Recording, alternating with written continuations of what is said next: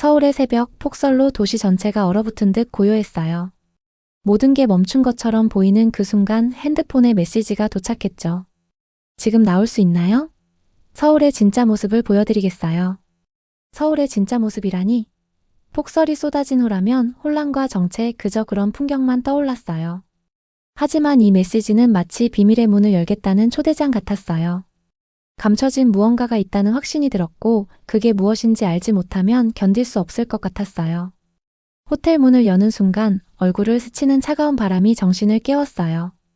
어둠 속 멀리서 웅웅거리는 제설차 소리가 묵직하게 울렸어요. 눈 덮인 도시가 멈춘 게 아니었어요. 어딘가에서 누군가들이 서울을 깨우고 있었어요. 과연 그 숨겨진 움직임은 어떤 모습일까요? 폭설 속에서 살아 숨쉬는 서울의 힘을 직접 확인하러 갑니다. 서울은 하얀 눈으로 완전히 뒤덮인 채 아침을 맞이했어요. 세상이 마치 다른 시간이나 공간에 속한 것처럼 보이더군요. 평소엔 차들이 경적을 울리고 거리에 상인들이 외치고 버스가 멈출 때 나는 소음이 가득했지만 그 모든 소음이 사라졌어요. 세상이 정화된 듯 고요했고 신성하기까지 한 침묵 속에 잠겨 있었어요. 밤사이 폭설이 휩쓸고 지나가며 사람들의 무릎 높이까지 쌓일 정도의 기록적인 눈이 내렸어요. 14층 호텔 방의 창문 너머로 낯선 도시를 바라보며 서 있었어요. 저는 미하일 크렌체프라고 합니다. 모스크바에서 온 저는 업무차 서울에 왔지만 그 순간만큼은 출장 중이라는 생각이 들지 않았어요. 눈 덮인 서울은 모든 것을 마법처럼 바꿔놓았어요. 매끈한 건물과 가로등에 쌓인 눈은 어린 시절 동화책에서 보던 사파를 떠올리게 했어요. 하지만 이건 동화가 아니었어요. 현실이었어요. 창밖의 고요함은 겉모습에 불과했지요. 한참을 바라보고 있는데 생명의 기운이 조금씩 느껴지기 시작했어요. 두꺼운 검은 코트를 입은 한 남자가 길 건너편 건물에서 나왔어요. 그는 삽을 들고 있었고 입김이 하얗게 피어오르며 작은 카페로 보이는 가게 앞에 눈을 치우기 시작했어요. 이내 다른 사람들도 나와 합류했죠. 정부 소속 직원도 아니었고 그냥 평범한 사람들이었어요. 가게 주인, 주민, 얼굴을 밝은색 목도리로 감싼 10대 청소년들이 보였어요. 모스크바와는 정말 다른 모습이었어요. 제 고향에서는 사람들이 보통 시청에서 눈을 치워주길 기다리며 지연에 대해 불평을 쏟아내곤 합니다. 하지만 여기 서울에서는 시민들이 망설임 없이 나서서 일을 시작하더군요. 얼마 전까지 고요했던 도로는 이제 천천히 움직이는 차량들로 가득 찼어요. 제설차들이 도로를 윙윙거리며 지나가면서 눈을 도로 양옆으로 밀어냈어요. 보도 또한 곧 정리되기 시작했어요. 1시간이 지나자 도시가 눈 폭풍에 빼앗긴 자신을 되찾으려는 것처럼 곳곳에 길이 다시 나타났어요.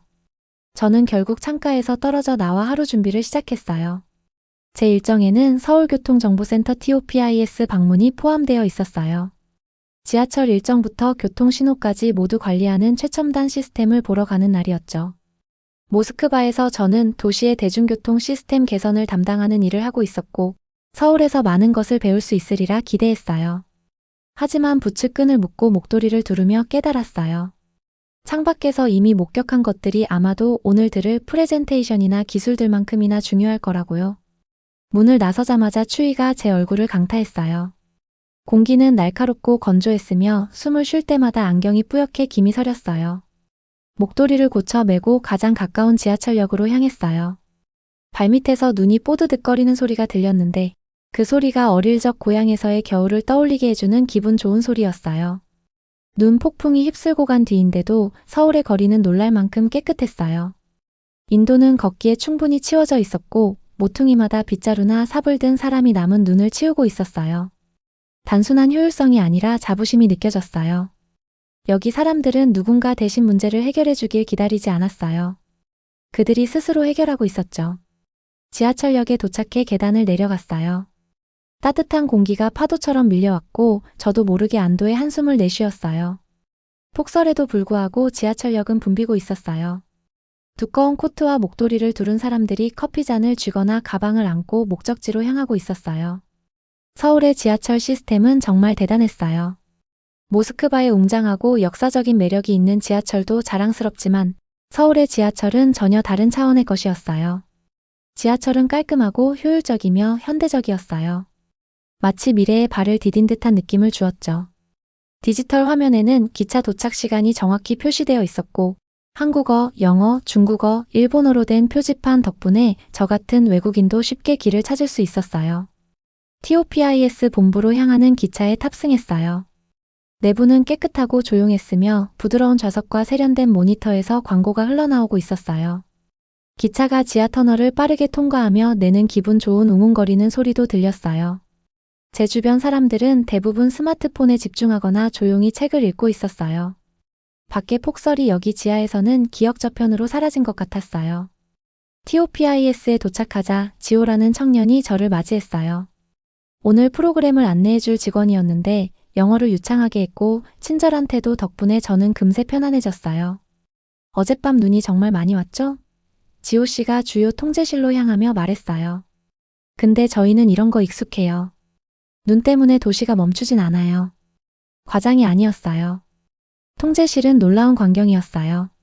거대한 스크린 벽에는 교통카메라, 지하철역, 주요 교차로에서 실시간으로 전송되는 영상이 가득했어요. 책상마다 앉은 직원들이 화면을 주시하며 피드백을 모니터링하고 교통신호를 실시간으로 조정하고 있었어요. 마치 오케스트라를 보는 것 같았어요. 각 연주자가 자신만의 파트를 연주하며 조화를 이루는 모습처럼요. 지호 씨는 날씨 조건과 실시간 데이터를 바탕으로 버스를 우회시키고 지하철 일정을 조정하는데 어떻게 예측 알고리즘을 사용하는지 설명해 주었어요. 오늘 아침에는 몇 개 노선에서 기차 운행 빈도를 20% 늘렸어요. 폭설로 대중교통을 이용하는 사람이 많아질 걸 예상했거든요. 그래서 사람들이 너무 오래 기다리지 않게 조정했죠.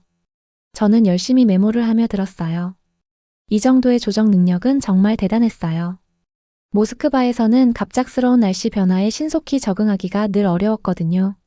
하지만 여기서는 이미 모든 가능성을 미리 계산한 듯 보였어요. TOPIS를 떠날 즈음 눈은 녹기 시작했어요. 거리는 젖어 있었고 보도는 아이들이 미끄러지지 않고 다닐 만큼 충분히 치워져 있었어요. 도시는 또 한 번 변신한 것처럼 보였어요. 얼어붙은 동화 속 세상에서 원래의 활기찬 모습으로 돌아온 것 같았어요. 천천히 호텔로 걸어가며 풍경과 소리를 음미했어요. 길거리 음식 노점들이 다시 거리에 등장해 있었고 수증기를 뿜어내며 꼬치를 굽고 국을 퍼주고 있었어요. 냄새가 정말 강렬했고 참을 수가 없어서 뜨끈한 떡국 한 그릇을 사 먹었어요. 따뜻하고 힘이 나는 그 국물은 정말 환상적이었어요. 국물을 홀짝이며 오늘 하루 동안 제가 본 것들에 대해 생각해 보았어요. 폭설에 대한 서울의 대응은 단순히 기술이나 효율성에 그치지 않았어요. 사람에 관한 것이었어요. 카페 주인이 눈을 치우는 모습에서부터 지하철 노선을 모니터링하는 기술자들까지 모든 사람이 각자의 역할을 하고 있었어요. 폭설은 도시를 마비시키지 않았어요. 오히려 도시를 하나로 뭉치게 했어요. 그 순간 한 가지를 깨달았어요.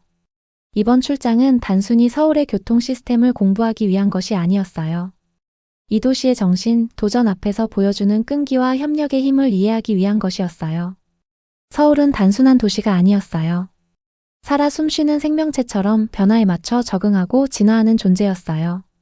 그리고 그 순간 저는 비록 짧은 시간이었지만 그런 특별한 도시의 일부가 될 수 있었음에 감사했어요. 서울에서의 두 번째 날 아침 창밖을 보니 세상이 마치 재난 영화의 한 장면처럼 변해 있었어요.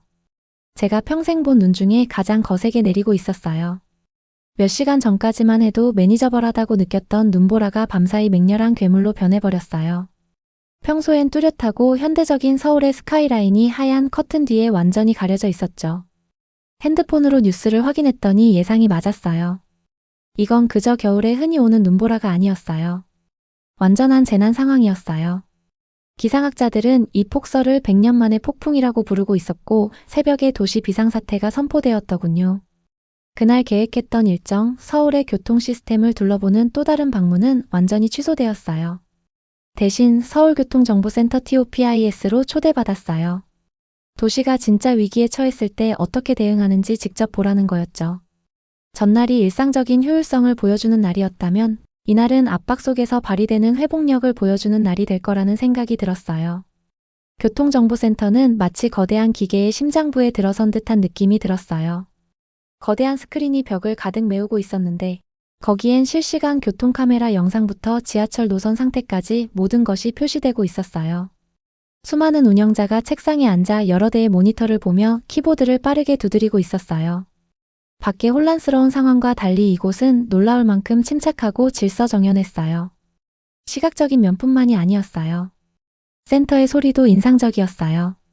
컴퓨터가 내는 일정한 웅웅거림, 무전기의 간헐적인 잡음, 운영자들끼리 주고받는 낮은 목소리가 어우러져 있었어요.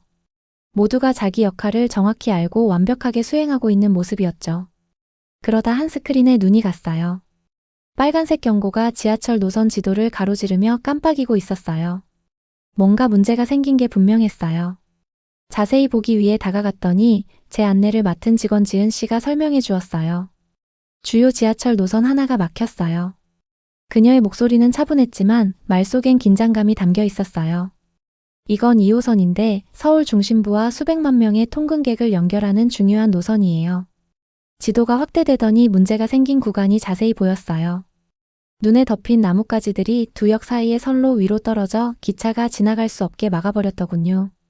이 노선 없이는 서울의 큰 지역이 필수 서비스와 단절될 위험에 처해 있었어요. 센터에서 도시의 대응 과정을 지켜봤어요. 첫 번째 단계는 상황 파악이었어요. 통제실의 엔지니어들이 카메라와 열감지 장치를 장착한 드론을 띄워 피해 상황을 조사했어요. 스크린에는 막힌 선로가 위에서 내려다본 모습으로 실시간으로 비춰졌어요. 눈은 레일을 거의 3킬 정도로 쌓여 있었고 나뭇가지는 치우는데 몇 시간이 걸릴 것처럼 보였어요. 엔지니어들이 문제를 해결할 계획을 세우는 동안 다른 팀들이 발 빠르게 움직이기 시작했어요. 지하철 운영자들은 해당 구간으로 향하는 열차를 멈추게 하고 이미 탑승한 승객들을 다른 노선으로 이동시키는 작업을 진행했어요. 지상에서는 버스 노선을 우회시키며 지하철 공백을 메우기 시작했어요. 이 모든 변화는 스마트폰 앱과 역내 디지털 전광판을 통해 즉시 알림으로 전달되었어요.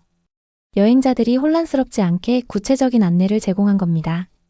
모든 시스템이 일사불란하게 움직이는 모습은 정말 놀라웠어요. 마치 갑작스러운 박자 변화에 완벽히 적응하는 오케스트라를 보는 것 같았어요. 그 와중에도 지은 씨는 도시의 일상생활에 이 대응이 어떻게 영향을 미치는지 직접 보러 가보라고 권했어요. 저와 동행한 사람은 김관수라는 교통 담당 직원이었어요. 나이는 40대 후반쯤 돼 보였고 단단한 체격에 친절하면서도 단호한 인상이었어요. 밖으로 나가기 전 그는 저에게 여분의 목도리와 장갑을 건네며 추위에 대비하라고 했어요. 밖으로 나오자 추위가 벽처럼 밀려왔어요. 눈은 여전히 거세게 내리고 있었고 거리는 진창과 얼음이 뒤섞여 있었어요. 그런데 저를 가장 놀라게 한 건 사람들이 보여주는 태도였어요. 이 정도 규모의 폭풍인데도 아무도 패닉 상태가 아니었어요. 주요 버스 환승센터에 가보니 승객들이 길게 줄을 서 있었는데도 질서정연하게 기다리고 있었어요. 자원봉사자들이 사람들 사이를 다니며 따뜻한 차와 작은 핫팩을 나눠주고 있었어요. 어떤 이들은 대체 노선을 보여주는 지도를 들고 사람들이 목적지로 가는 길을 안내하고 있었어요. 버스 기사들은 탑승객들에게 변동된 노선을 차분히 설명하고 있더군요. 살을 내는 추위와 불편한 상황 속에서도 그곳에는 평온함과 협력의 분위기가 느껴졌어요. 비상 상황에서도 늘 이런 모습인가요? 제가 김 씨에게 물었어요. 그는 고개를 끄덕이며 답했어요. 도시가 위기에 처하면 우리 모두 나서게 돼요. 이게 우리 문화입니다. 그 말을 들으며 자연스럽게 모스크바와 비교하지 않을 수 없었어요. 제 고향에서는 이런 폭풍이 닥치면 사람들은 갇혀버리고 불만만 가득했을 겁니다. 거리는 경적을 울리며 분노를 표출하는 운전자들로 가득 차고 대중교통은 거의 마비 상태에 빠졌을지도 몰라요. 하지만 여기 서울에서는 도시가 단순히 버티는 것을 넘어 끊임없이 적응하고 있었어요. 우리는 또 다른 현장으로 이동했어요. 막힌 교차로 근처에 임시로 만들어진 지휘소였어요. 그곳에서 시 공무원들과 자원봉사자들이 마치 군대처럼 체계적으로 눈을 치우고 있었어요. 삽을 든 팀들이 협력하며 버스가 지나갈 수 있을 만큼 넓은 길을 만들어냈고 제설차들이 정해진 패턴대로 움직이며 소용돌이치는 눈속을 헤쳐가고 있었어요. 가장 인상적이었던 건 그들의 속도였어요. 몇 분마다 무전기를 든 사람이 나타나 통제실에서 받은 새로운 지시를 전달하면 그에 따라 작업이 곧바로 조정되었어요. 이건 정적인 작업이 아니라 살아 움직이는 동적인 과정이었고 모든 참여자가 자신의 역할을 완벽히 이해하고 있었어요. 그중 한 젊은 여성 자원봉사자와 잠시 이야기를 나누기도 했어요. 두꺼운 패딩을 입고 보행자들이 치워진 길을 안전하게 건널 수 있도록 돕고 있더군요. 왜 이렇게 험한 날씨에도 밖에 나와 일하고 있냐고 물었더니 그녀는 마치 당연한 거 아니냐는 듯 어깨를 으쓱하며 말했어요. 우리 도시잖아요. 우리가 돌보지 않으면 누가 돌보겠어요? 그녀의 말은 이후에도 계속 제 마음속에 남아 있었어요. 우리가 통제실로 돌아왔을 때 폭풍은 거의 지나가 있었어요. 눈은 여전히 내리고 있었지만 이전처럼 거세진 않았고 도시는 이미 많은 기능을 되찾은 상태였어요. 막혔던 지하철 노선도 사람들의 노력과 최첨단 기술 덕분에 복구되었어요. 드론은 작업 시작 지점을 정확히 파악하는 데 도움을 줬고 몇 시간 만에 열차가 다시 운행을 시작했죠. 통제실에서 점점 긴장이 풀리는 직원들의 모습을 보며 제가 목격한 모든 일에 감탄하지 않을 수 없었어요. 서울은 가장 준비된 도시조차 무너뜨릴 수 있는 위기를 마주했지만 그 도전 앞에서 훌륭히 대처했어요. 혼란으로 빠질 수도 있었던 상황을 차분하고 체계적인 대응으로 완전히 통제하고 있었죠. 그날 저녁 호텔 방에 앉아 하루를 되돌아봤어요. 창밖에는 여전히 눈이 쌓여 있었지만 거리는 다시 생기를 되찾은 모습이었어요. 제설이 끝난 도로 위로 자동차들이 조심스럽게 지나가고 가로등 아래로 사람들이 발걸음을 재촉하며 걸어가고 있었어요. 폭설은 서울을 시험했지만 도시를 무너뜨리지는 못했어요. 낮에 김 씨가 했던 말이 떠올랐어요. 도시가 위기에 처하면 우리 모두 나서게 돼요. 서울을 강하게 만든 것은 단순히 기술이나 계획이 아니었어요. 바로 시민들의 정신, 그리고 누구나 자신의 역할을 이해하고 협력하는 그 문화였어요. 모스크바에서는 어떤 상황에서도 견딜 수 있는 시스템을 만들어야 한다고 자주 말합니다. 그런데 오늘 저는 정말 중요한 사실을 깨달았어요. 최고의 시스템이라 할지라도 그것을 운영하는 사람들이 그 시스템만큼 강하지 않다면 무용지물이 될 수 있다는 점이죠. 서울에서는 사람들이야말로 그 시스템의 진정한 힘이었어요. 그 사실을 직접 목격할 수 있었던 이번 경험은 오래도록 잊지 못할 것 같아요. 눈보라가 드디어 그쳤어요. 하얗게 빛나는 풍경은 마치 동화 속에 들어온 것처럼 아름다웠지만 그 아름다움 뒤에는 해결해야 할 도전들이 있었어요. 서울처럼 크고 분주한 도시에서 눈은 단순한 배경이 아니라 진짜 시험대였어요. 그리고 저는 이 도시가 그 시험을 어떻게 통과하는지 직접 보게 되었어요. 그날 아침 호텔 밖으로 나가니 공기가 차갑고 날카로웠어요.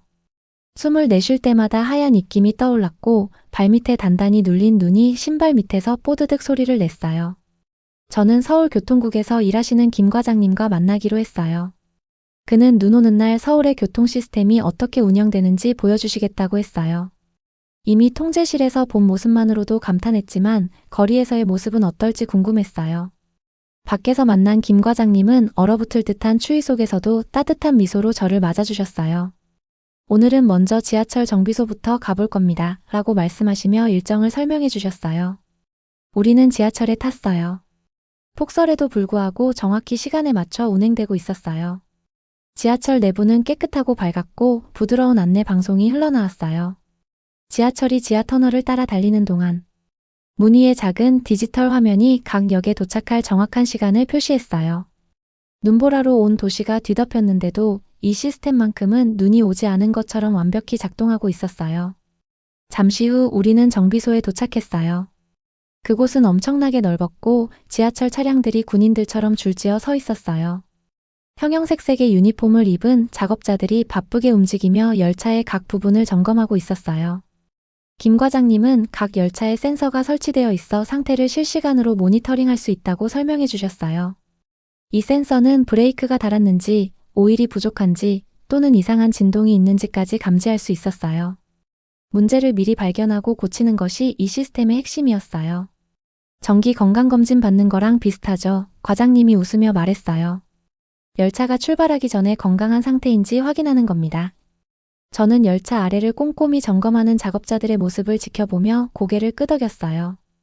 그들은 효율적으로 움직이며 간단한 한국어로 대화를 나누고 있었어요. 비록 제가 그 말을 이해할 수는 없었지만 그들의 집중력과 팀워크는 충분히 느낄 수 있었어요. 한 작업자가 저를 보더니 미소를 지으며 작은 장비를 들어 보였어요. 무언가를 김 과장님께 말하자 과장님이 번역해 주셨어요. 이건 바퀴에 금이 갔는지 스캔하는 장치예요. 작은 금이라도 위험할 수 있기 때문에 발견 즉시 바퀴를 교체합니다.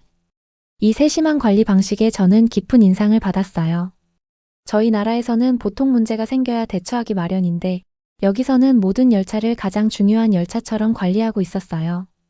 정비소를 떠난 후 우리는 버스 환승센터로 이동했어요. 도로 주변에는 눈이 쌓여 있었지만 주요 통로는 깨끗했어요. 버스들은 시간표에 맞춰 운행되고 있었고 전광판에는 목적지가 밝은 한글로 표시되어 있었어요. 환승센터에 다가가면서 저는 한 가지 독특한 점을 발견했어요. 추운 날씨와 많은 사람들에도 불구하고 모두가 차분하고 질서 있게 움직이고 있었어요. 승객들은 줄을 맞춰 기다리며 자기 차례를 조용히 기다리고 있었어요. 서로 밀치거나 소란스러운 모습은 전혀 보이지 않았어요. 김 과장님이 버스 정류장 옆 큰 전광판을 가리켰어요. 전광판에는 다음 버스의 도착 시간이 실시간으로 표시되어 있었어요. 시민들은 시스템을 믿어요. 과장님이 말씀하셨어요. 버스가 정해진 시간에 온다는 걸 알기 때문이죠. 한 버스가 정류장에 도착하자 문이 열리며 승객들이 줄지어 올라탔어요. 운전기사는 각 승객에게 가볍게 고개를 끄덕이며 인사했어요. 저는 무거운 가방을 들고 힘들어 보이는 할머니를 발견했는데 젊은 남성이 망설임 없이 다가가 도와드렸어요. 할머니는 환하게 웃으며 고마움을 표했어요. 비록 제가 그 말을 알아듣지는 못했지만 따뜻한 분위기는 충분히 느낄 수 있었어요. 그 다음 우리는 제설 차량이 들어가기 어려운 좁은 골목으로 이동했어요. 과장님은 이런 지역에서는 주민들이 직접 눈을 치운다고 설명해 주셨어요. 처음에는 어떤 모습일지 상상이 잘 안 갔지만 도착하고 나니 저는 놀랐어요. 작은 무리의 사람들이 삽을 들고 골목을 치우고 있었어요. 젊은 사람들, 가게 주인들, 심지어 연세가 많아 보이는 분들까지 모두 함께 일하고 있었어요. 어떤 사람들은 추운 공기 속에서도 웃고 있었고 어떤 사람들은 묵묵히 작업에 집중하고 있었어요. 색색의 모자와 장갑을 낀 아이들은 작은 양동이에 소금을 담아 다니며 길에 뿌리고 있었어요. 작은 가게 앞에서 한 노인이 삽질을 하고 계셨는데 젊은 여성이 뜨거운 차 2잔을 들고 나와 건넸어요. 두 사람은 잠시 대화를 나눈 뒤 다시 일에 집중했어요. 이게 서울의 방식입니다. 김 과장님이 말했어요. 큰 도로는 시청이 관리하지만 동네 골목은 주민들이 직접 챙기죠. 대단하네요. 제가 대답했어요. 모스크바에서는 이런 상황에서 정부가 다 해주길 기다릴 겁니다. 여기선 도시가 모두의 것이라고 생각합니다. 과장님이 말했어요. 모두가 조금씩만 도와도 큰 차이를 만들 수 있거든요. 이후 우리는 활기로 가득 찬 시장을 방문했어요. 폭설에도 불구하고 시장은 활발하게 운영되고 있었어요. 상인들은 신선한 농산물, 김이 모락모락 나는 국, 따뜻한 빵을 팔고 있었어요. 구운 밥 냄새가 공기 중에 퍼졌어요. 저는 과장님과 함께 가게 주인들의 제설 작업을 도왔어요. 손은 금세 차가워졌지만 몸을 움직이는 것이 기분 좋았어요. 상인들은 따뜻한 미소와 간단한 제스처로 고마움을 표현했고 한 분은 제게 따뜻한 음료를 건네주었어요. 그날 하루 동안 제가 본 모습들을 잊을 수 없었어요. 기술이나 시스템의 효율성만이 아니었어요. 사람들이 서로 협력하고 돕고 자신의 도시를 자랑스러워하는 모습이 정말 인상적이었어요. 누구도 누군가 대신 해주길 기다리지 않았어요. 작은 눈 치우기 같은 행동이라도 먼저 나서서 해냈어요. 저녁에 호텔로 돌아왔을 때 도시는 이미 평소 모습으로 돌아가고 있었어요. 도로는 깨끗했고 버스와 지하철은 원활히 운행되었으며 사람들은 모든 게 괜찮아질 거라는 확신을 갖고 움직이고 있었어요. 호텔 방 창가에 서서 눈 덮인 도시를 내려다보았어요. 서울의 불빛이 반짝이며 하얀 옷을 입은 건물 위에 빛났어요. 이렇게 현대적이고 기술이 발전한 도시를 강하게 만드는 것은 바로 그 속에 사는 강인하고 열심히 살아가는 사람들의 마음이라는 걸 깨달았어요. 아직 어두운 새벽 제 핸드폰이 진동하며 메시지가 왔어요. 김 과장님이 보내신 메시지였죠. 아침 해 뜨기 전에 서울 제설 작업 구경해 보실래요? 뭐가 기다리고 있을지는 몰랐지만 얼른 일어나 옷을 껴입고 밖으로 나갔어요. 거리는 고요했고 멀리서 제설차가 눈을 치우는 소리가 희미하게 들렸어요. 눈보라는 지나갔지만 도로와 인도에는 여전히 눈이 쌓여 있었고 공기는 차가웠어요. 호텔 밖에서 김 과장님을 만났어요. 딱 좋은 타이밍이에요. 과장님이 말하며 근처에 모여있는 사람들을 가리키셨어요. 그들은 두꺼운 외투에 목도리와 장갑을 끼고 삽과 빗자루를 들고 있었어요.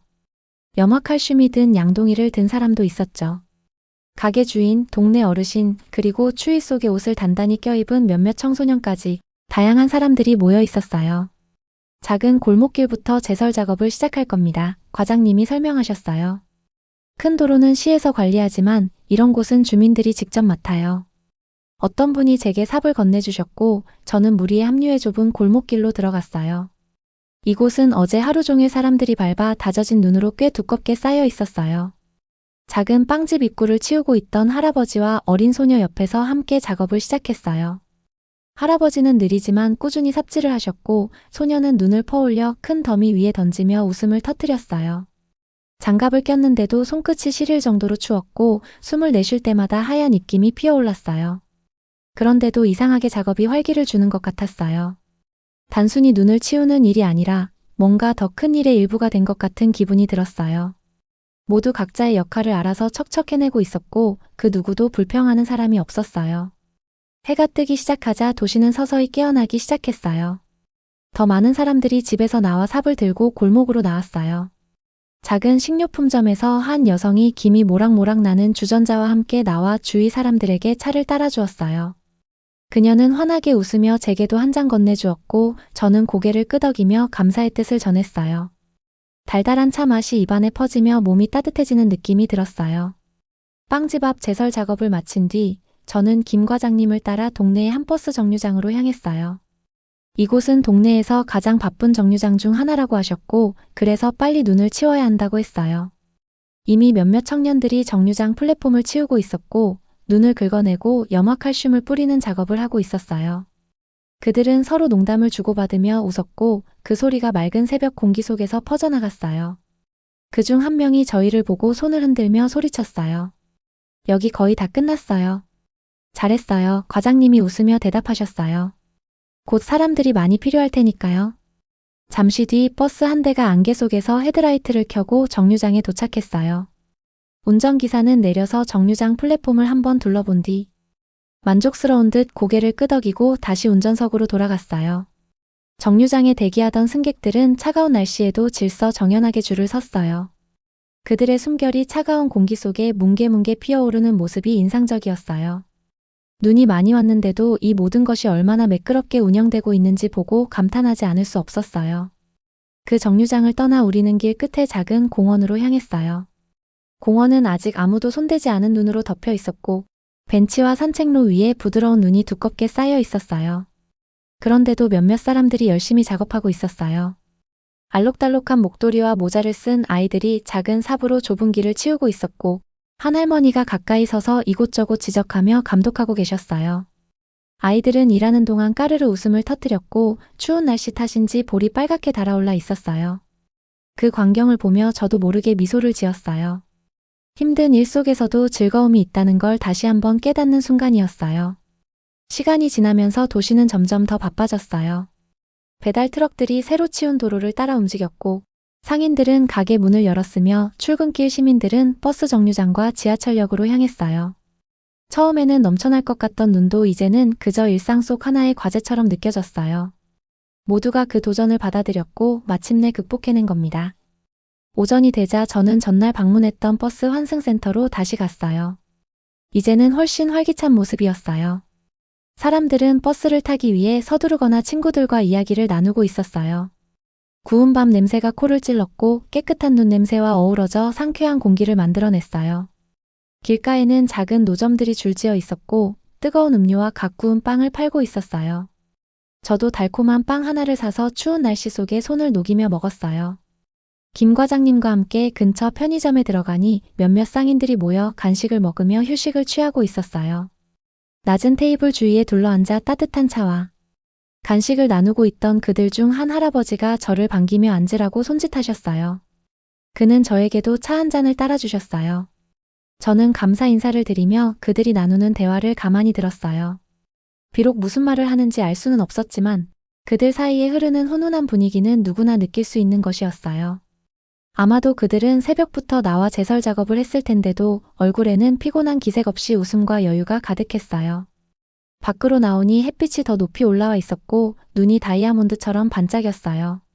주요 도로는 이미 깨끗했고 인도는 염화칼슘이 뿌려져 미끄럽지 않았으며 도시는 다시 평소의 리듬을 되찾고 있었어요. 불과 몇 시간 전만 해도 눈에 파묻혀 있던 곳이 이렇게 금방 정리될 줄은 몰랐어요. 주변을 둘러보니 교복을 입은 학생들, 정장을 입은 회사원들, 팔짱을 끼고 걷는 노부부까지 모두가 각자의 역할을 하며 움직이고 있었어요. 특히 이런 상황에서는 도시를 움직이는 힘이 정부나 교통 시스템뿐만이 아니라 시민들 모두에게서 나온다는 걸 실감했어요. 헤어지기 전 김 과장님이 하신 말씀이 마음에 깊이 남았어요. 서울에서는 도시가 모두의 것이라고 믿어요. 그래서 함께 돌보는 거죠. 호텔로 돌아가는 길 그 말이 계속 떠올랐어요. 저는 서울의 교통 시스템을 공부하러 왔지만 사실 그 이상을 배웠어요. 이 도시는 단순히 효율적인 시스템만 가진 게 아니었어요. 이곳은 사람들의 끈기와 공동체 정신으로 살아 움직이고 있었어요. 그날 밤 호텔 창문 밖으로 보이는 눈 덮인 서울의 건물들을 보며 저는 이 도시를 향한 깊은 감탄을 느꼈어요. 서울은 단순한 도시가 아니었어요.